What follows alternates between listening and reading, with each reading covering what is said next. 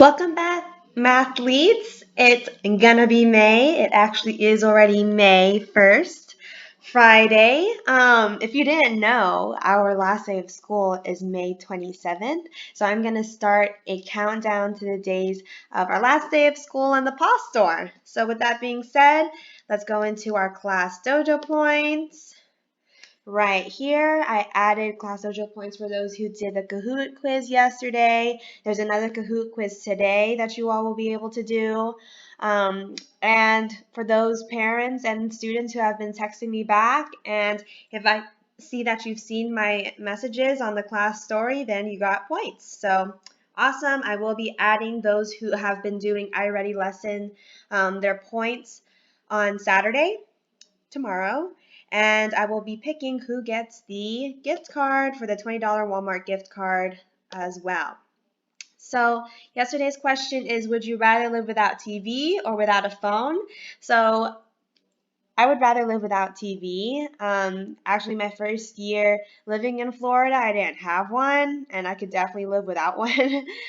Plus, phones are a lot like TVs now. You can literally just download Hulu or Netflix or something and then watch on there or watch something on your YouTube. So, live without the TV. Next question, thumbs up if you would rather be a bird or a horse. So, thumbs down if you'd rather be a horse. Interesting question. Announcements. Again, Big Blue Button session will be held every Monday, Wednesday, Friday from 9 to 10. Already counts as an attendance, and you get 5 points every quiz, 1 point every quiz failed, and every quiz that you do pass. I'll say it in a little later. Mailing the packets back. Again, apparently packets were scanned, but there's nothing in my folder, so please let me know if you turned it in so that you can get a grade for it. Always call or text message me. The Kahoot game pin today is 095-95205, and all the quizzes are going to be due the day before school ends. Again, the PAW store is only for students who have completed 70% of the Kahoot quizzes, but now there's this new exception. If you pass 2 lessons with 45 minutes every single week, I will let you do the PAW store. But also remember, 45 minutes and 2 lessons, okay, with them together. You can't have 2 lessons and 30 minutes. You can't have an hour and only 1 lesson passed. No, no, no.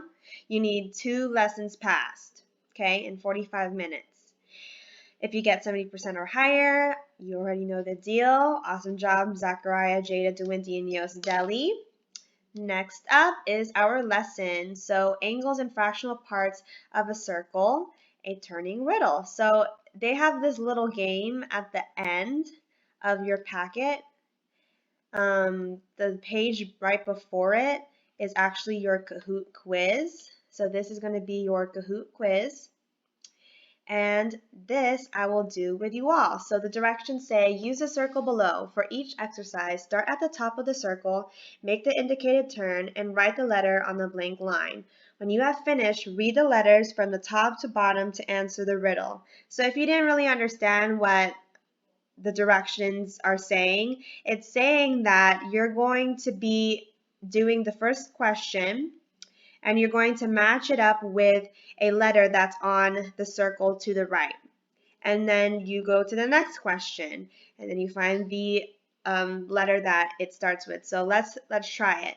So it says 1/12 turn counterclockwise. So remember, clockwise is just like a clock, so I'm going to write it down here. Clockwise, and you start from the 12, which is usually at the top, and you go in a circle from the right, bottom, and around. Counterclockwise is the opposite. Okay, so I'm going to write counter in a different color. So counter, let's go all the way over here. Counter is the opposite. So you're starting from the top and you're going towards the left. Okay, so we also need another piece of information here, which is to label everything on here. So I'm going to do clockwise first.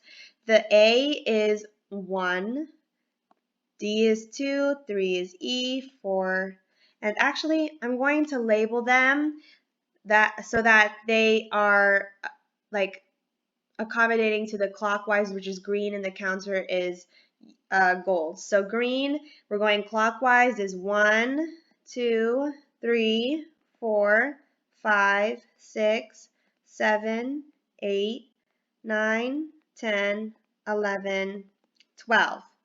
So there's 12 arrows in total, so that means that's also going to be our denominator. So on the bottom or the denominator of our numbers, we're going to write 12 in every single one.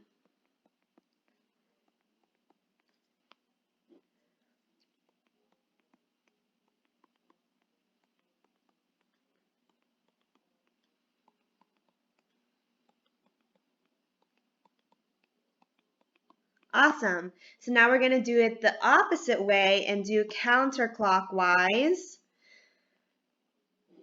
So 12 twelfths is going to stay the same. 1 12, 2 twelves, 3 twelves, 4 twelves, 5 twelves, 6 twelves is going to be the same. 7 twelves, 8 twelves, 9 twelves, 10 twelves, 11 twelves, and there.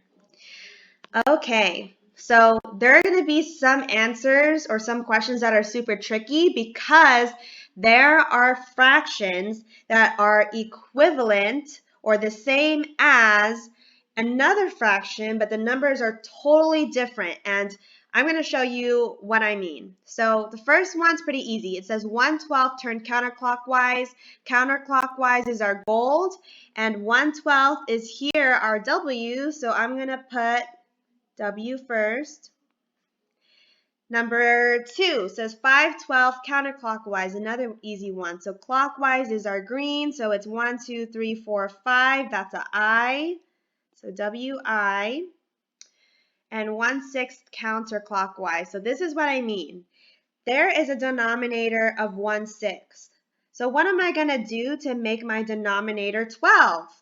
So this is equivalent fractions, something I touched on yesterday and something that we've definitely done in class before. So what do I multiply by 6 in order to get 12? So times what on bottom and the top to equal something with a 12. And we don't know what's in the numerator for 12, 2. And what is it? 2. So we have to multiply on the bottom and the top. 1 times 2 is 2. So our answer is 2/12. Where is 2/12 counterclockwise? So we need to look at the gold, and we need to look at 2/12. 2/12 in gold is T. Next, 1/3 clockwise. So another tricky one. We need to multiply something by 1/3 on the numerator and the denominator to equal a fraction with a denominator of 12. And what am I going to multiply by?